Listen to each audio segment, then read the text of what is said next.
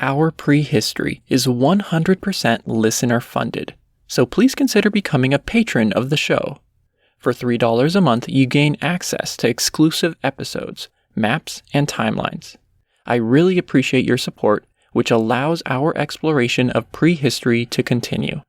To become a patron, click on the link in the description of this episode, or go to patreon.com/ourprehistory.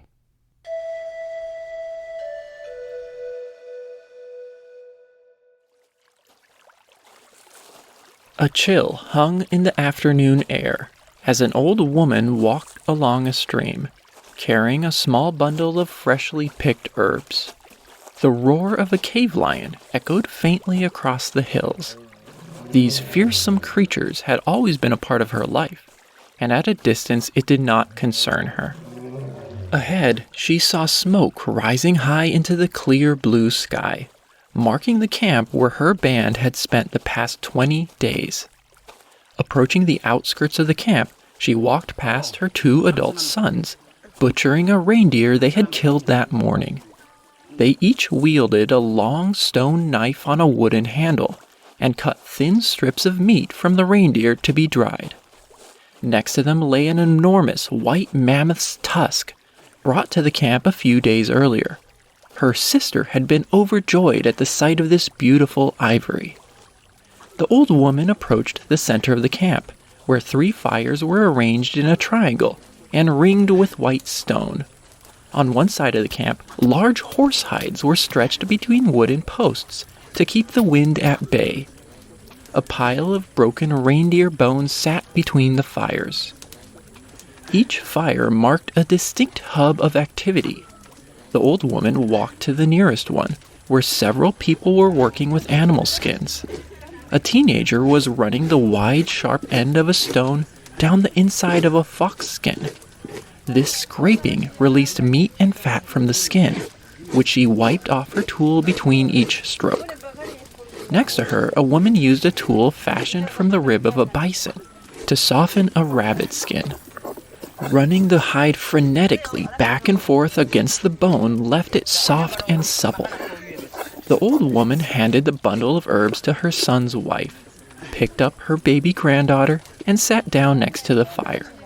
The baby was enthralled by the pattern of ivory beads sewn into her clothing. Alongside them, a man was hunched over a reindeer hide, which he pierced repeatedly along the edge, and planned to convert into a satchel. Looking across the camp at the other fires, the woman watched the activity. One person knapped bladelets from a block of flint with a bone hammer. Someone else chopped a reindeer antler into smaller sections to make sharp dart points. At the stream, a boy washed out reindeer intestines, and her sister polished rods of ivory. Her band was working hard, preparing supplies for a move. In a few days, they would pack up camp and make their annual migration southward, back to the caves where they would endure the bitter winter. These people lived 38,000 years ago in Western Europe. They were members of the Aurignacian culture, which spanned the European continent at the time, and was characterized by functionally specialized tools.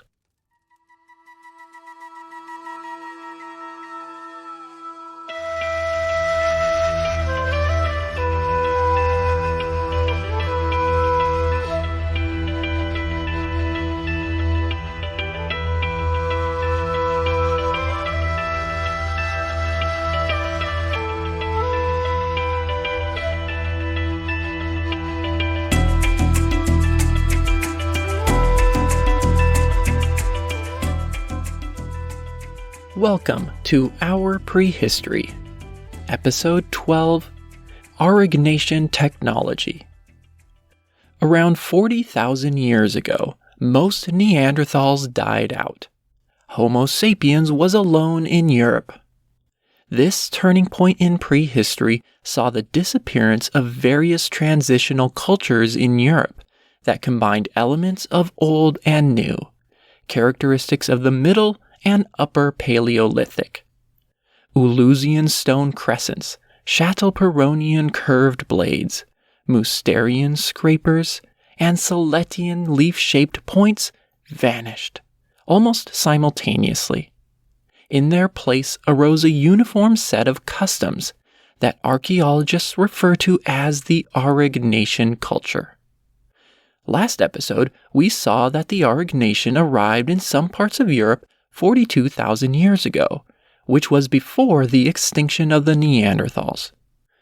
It was most likely brought by migrating groups of Homo sapiens from the Middle East.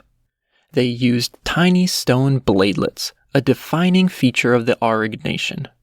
But the culture of these people was characterized by more than just stone bladelets. As the Aurignacian way of life came to dominate Europe, sophisticated innovations in hunting weapons and highly specialized tools developed. Personal ornaments became ubiquitous. People exploited new types of raw materials. Artistic creation flourished, and musical instruments appeared for the first time in the archaeological record. The diversity, quantity, and quality of artistic production was unprecedented up until that point in history, at least as far as we know. These dramatic changes lead us to ask, what led small groups of hunter-gatherers living in Ice Age Europe to create such an advanced society? That is what we will explore over the course of the next 2 episodes.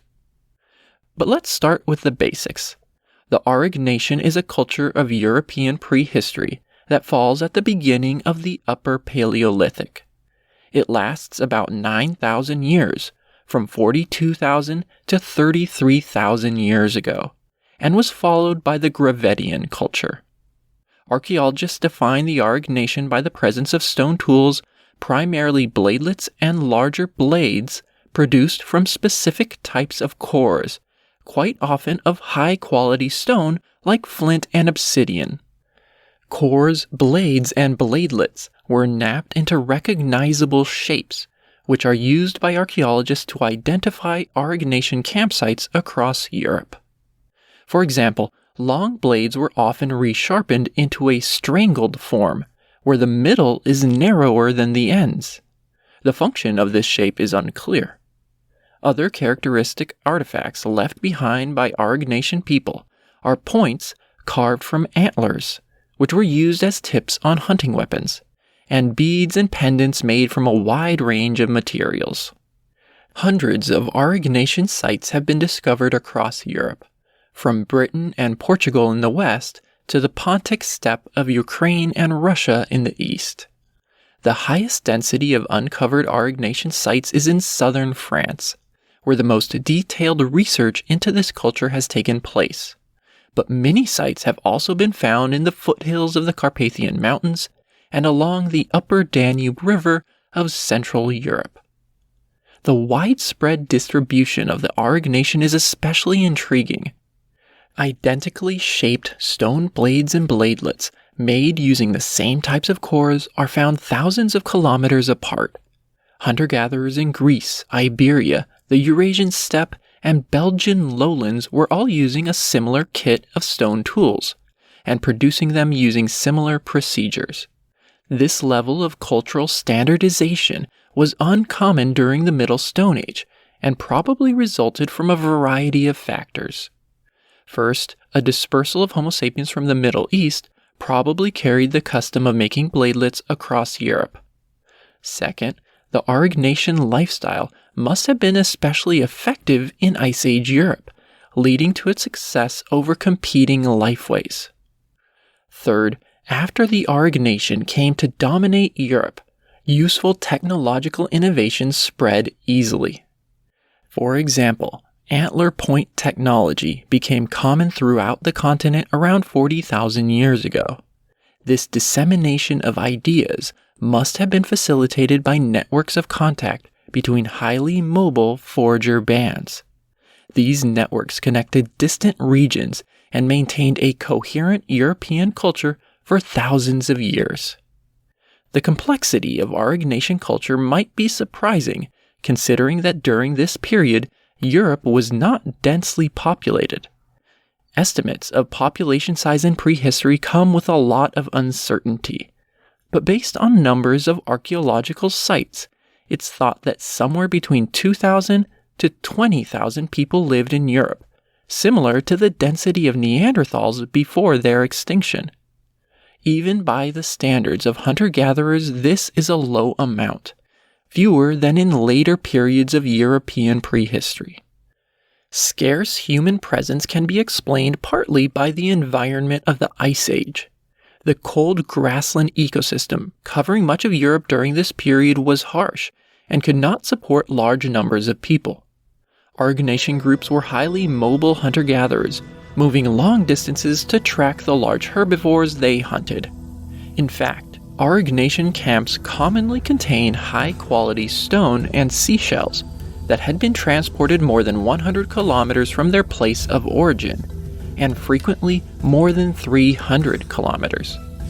Seashells of Atlantic species are found on the Mediterranean coast of France. Black obsidian of the Carpathian Mountains in Hungary was carried as far as the Danube River, 300 kilometers to the west.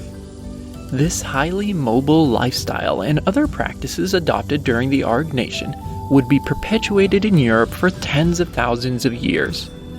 The people of the Aurignacian established the framework of the Upper Paleolithic forager life that sustained many generations through the peak of the last ice age.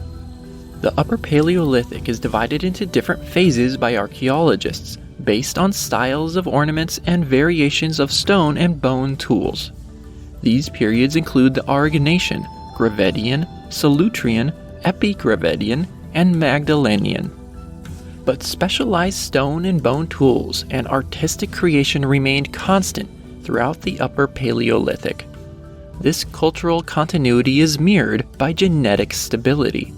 Based on DNA analysis of ancient human fossils, there was very little influx of people into Europe from Asia during the Upper Paleolithic.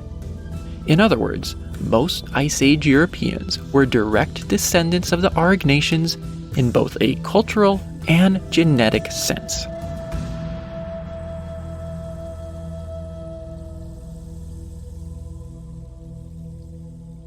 This episode will focus on Aurignacian economic life, hunting, camp structure, and technology.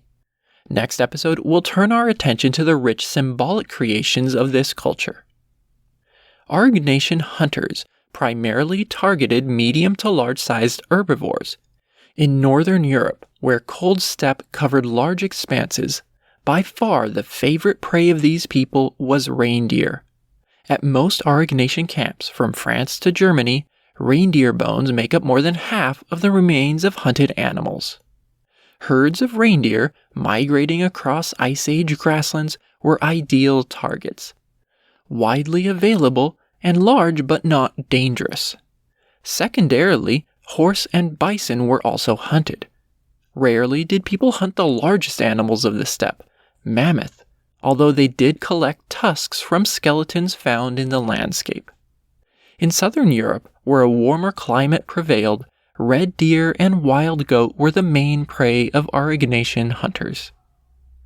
This strategy of focusing hunting efforts on medium-sized animals reflects a continuation of the primary Middle Stone Age approach. But one aspect of hunting did change with the Aurignacian. Small, quick animals were hunted more frequently than during Neanderthal occupation of Europe. The bones of rabbits, foxes, and birds, like grouse and ptarmigan, among many other small animals, are often found in or around the ashes of Aurignacian campfires. Even fish bones appear occasionally.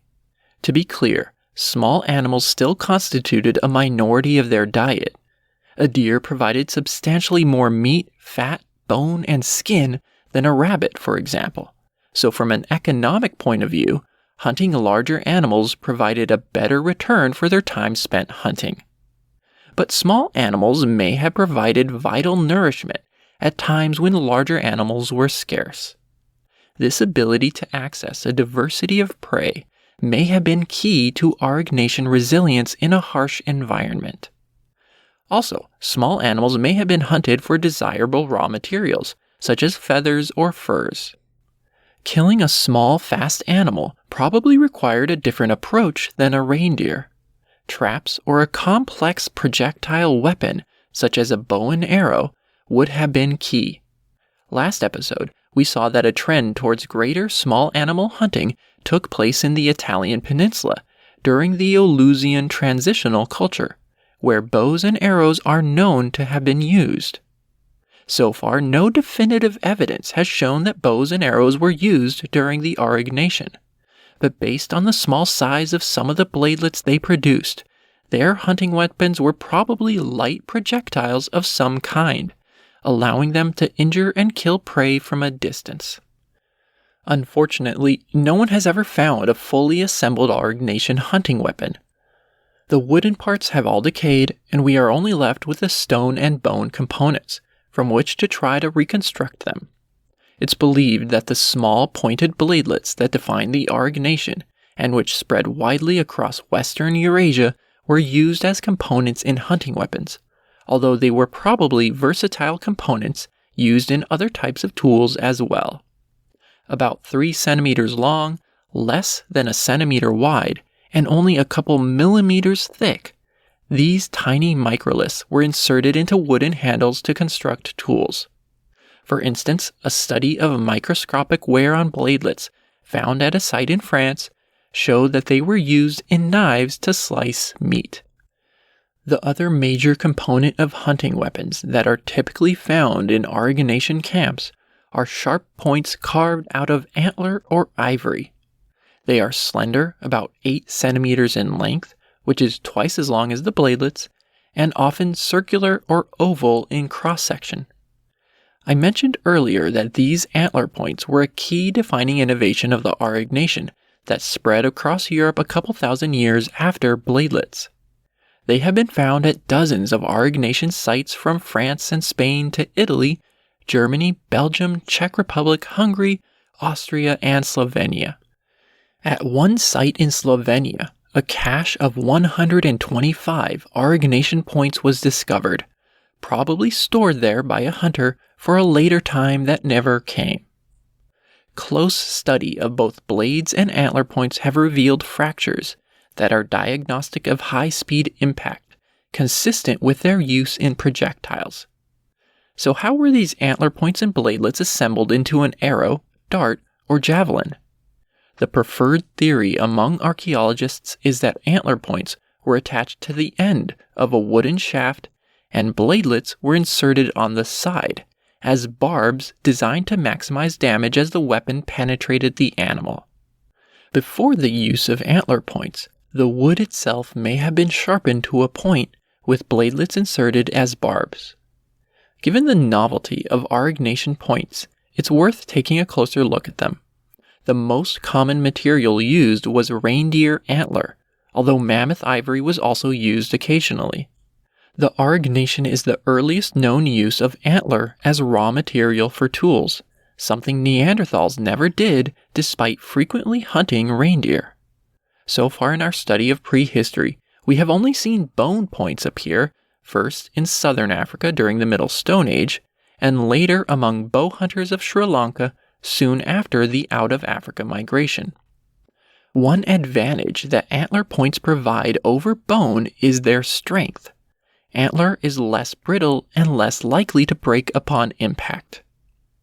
Antler weapons were produced through a complex series of steps. First, reindeer antlers were cut from a killed animal, or collected from the landscape. Adult male reindeer shed their antlers every year. Next, the antler was chopped into smaller segments using large stone cutting tools. These segments were scraped on a stone to create a straight point. Next, the base of the point was modified to be attached to the wooden shaft. This often involved creating a split in the base, into which the wooden shaft might have been inserted. Splitting antler is not easy. Experimental recreations of these points have been made by soaking the antler to soften it and then cutting an incision with a stone knife. Into this notch, a wedged tool was hammered to split and bend the base.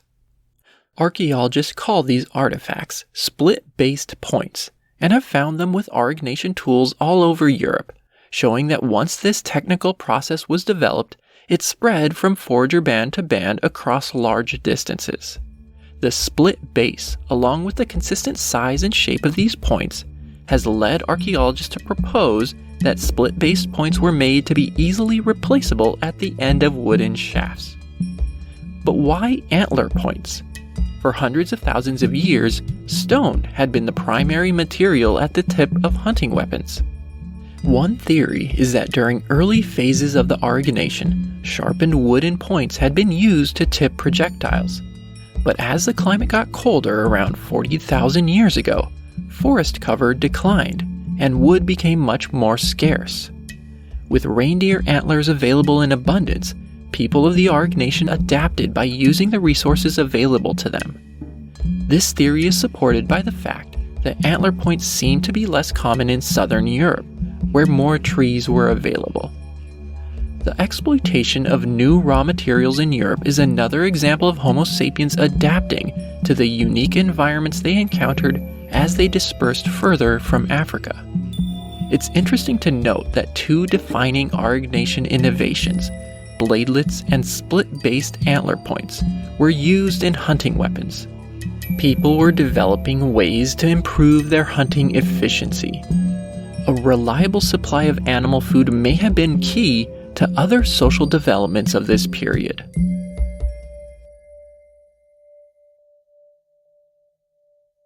Technological innovations during the Aurignacian were not limited to hunting weapons.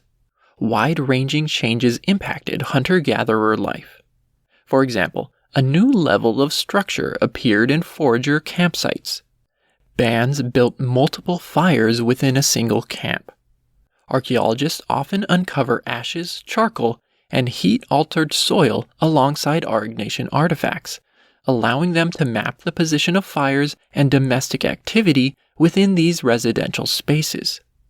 In France, some groups followed an interesting convention, placing 3 hearths in a triangular arrangement. Sometimes different activities were associated with different fires, such as ornament making, stone knapping, or animal butchery. Due to the scarcity of wood in Ice Age Europe, bones of hunted animals became the primary fuel for fires at some sites. Around these central hearths, Aurignacians created structures to improve their efficiency. Some fires were ringed with heat-reflecting limestone blocks. Other fire pits were dug into the ground. In Greece, Aurignacian people lined their fire pits with clay. All of these structures facilitated the management of the fire, allowing greater control of its intensity.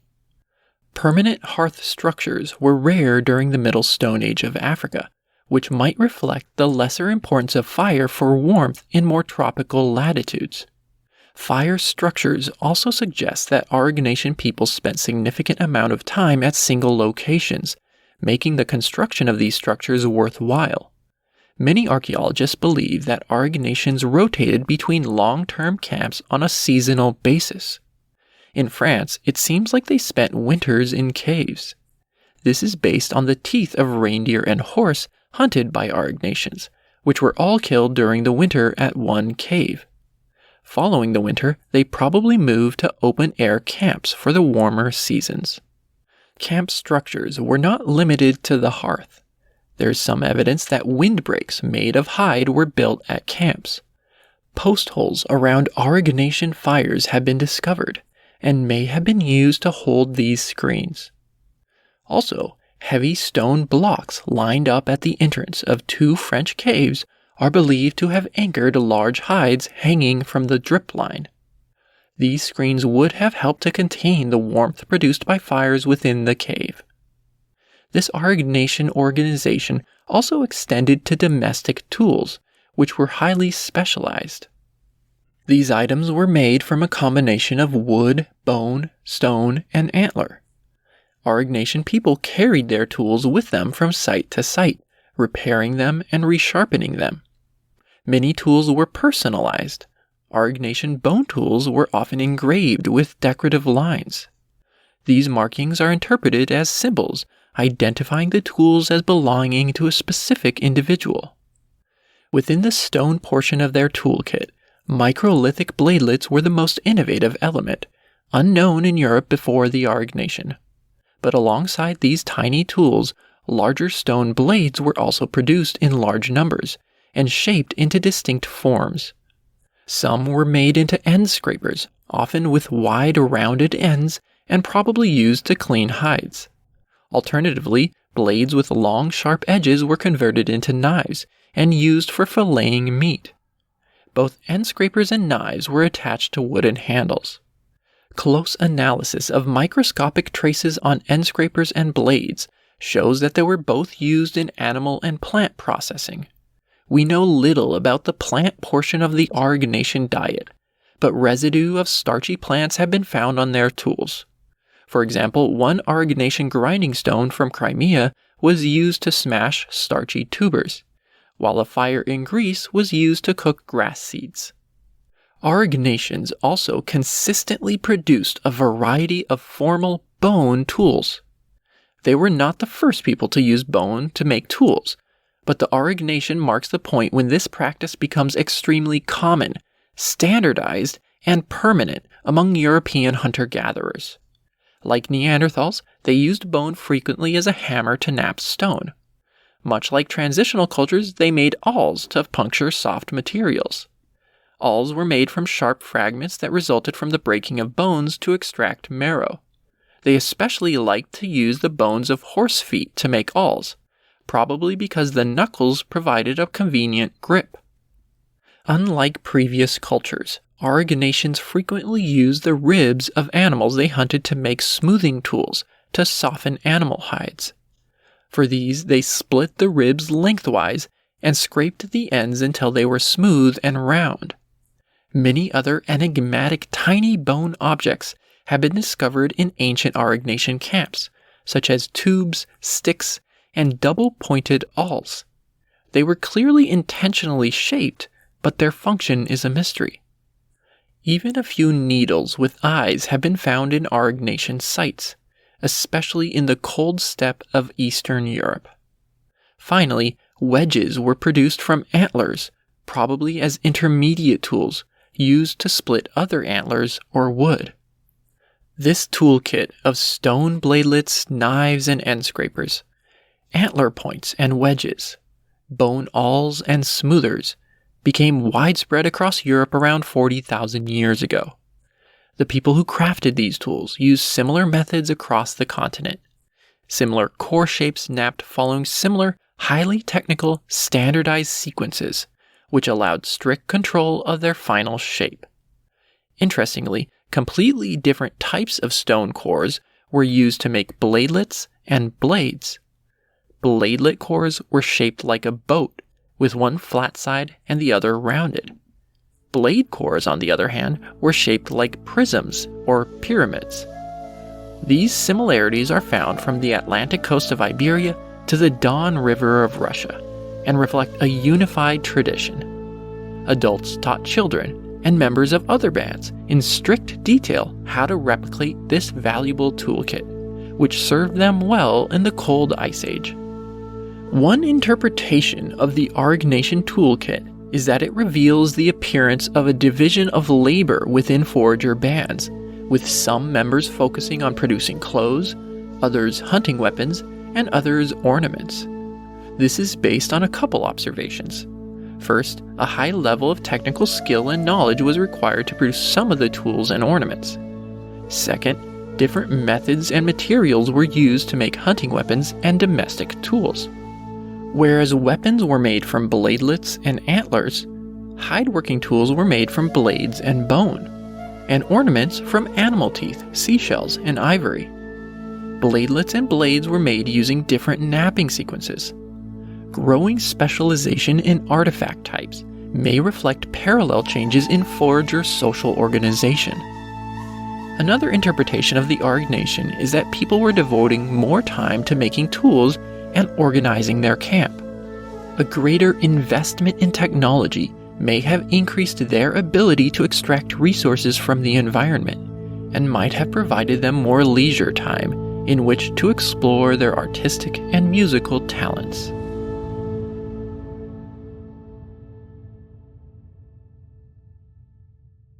So far, I've been speaking of the Aurignacian as a uniform culture, without differences over space or time. But the Aurignacian covered at least 7,000 years of European history, and hunter-gatherer life did not remain unchanged over this period. So to finish this episode, let's take a look at the regional and temporal variation within this phase of the Upper Paleolithic. Comparing the Aurignacian of different parts of Europe can be tricky, because organic material like antler and bone are not equally preserved at different sites. Caves tend to preserve these materials better than sites exposed to rain, sun, and wind. And it just so happens that caves were inhabited more often in Western Europe than Eastern Europe, partly because caves are less common as one moves into the flat Eurasian steppe. Also, caves might have been used differently by hunter-gatherers than open-air sites.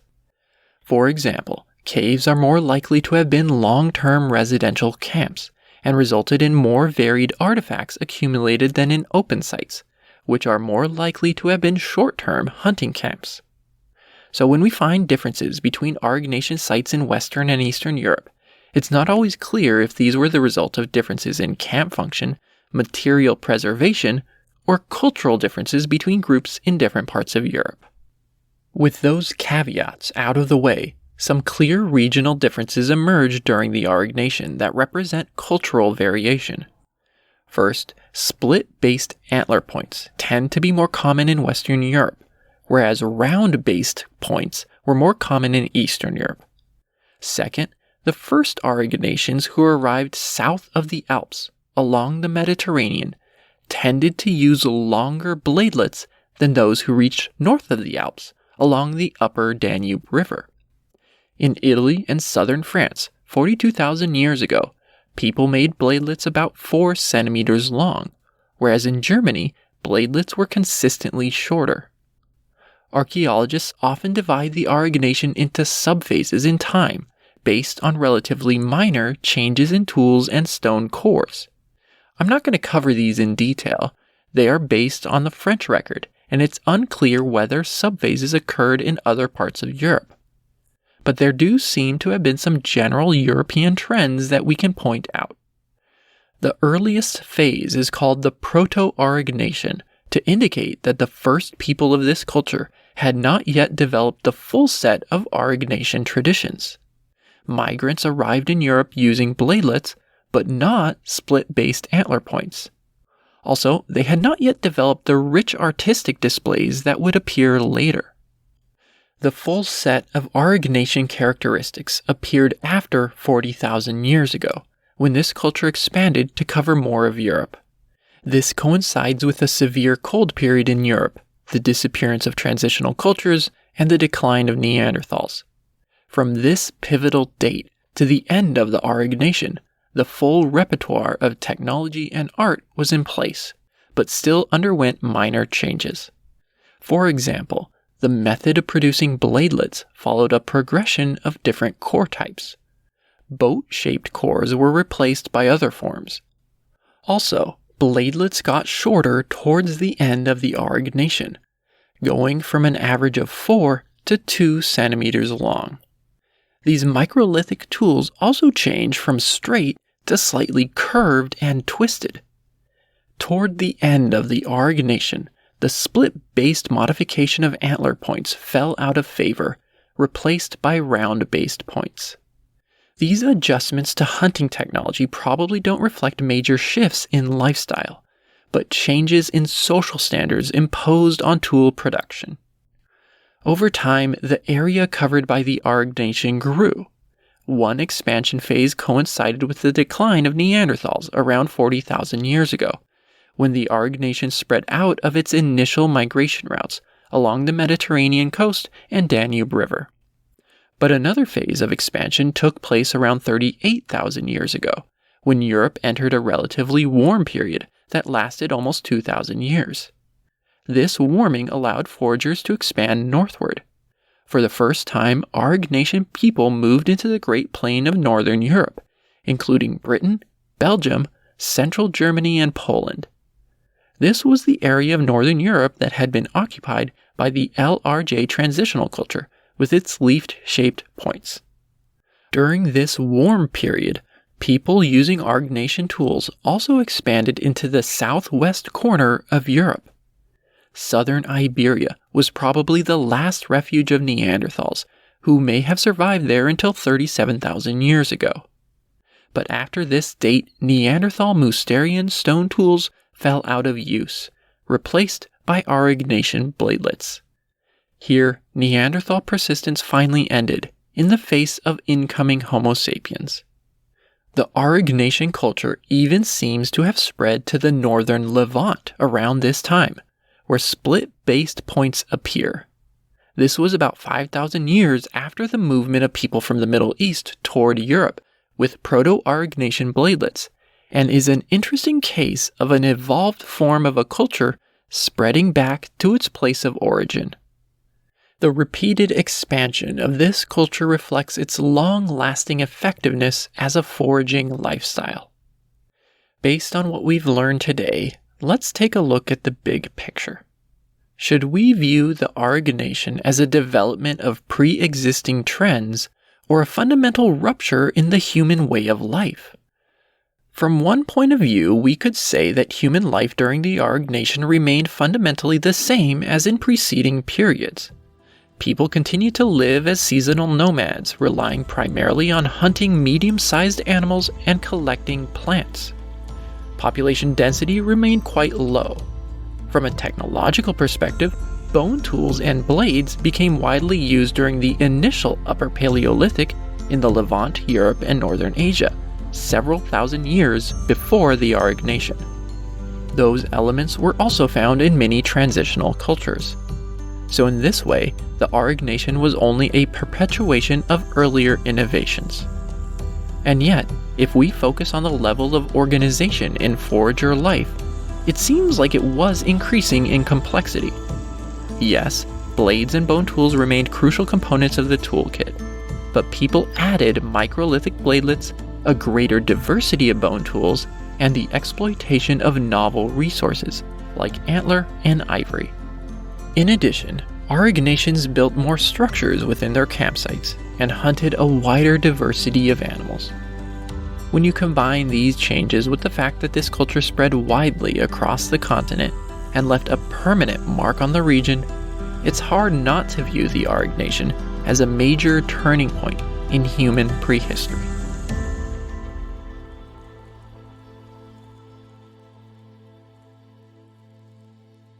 In our next episode, we will explore the art and symbolic life of Aurignacians and delve deeper into the worldview of these ancient Europeans.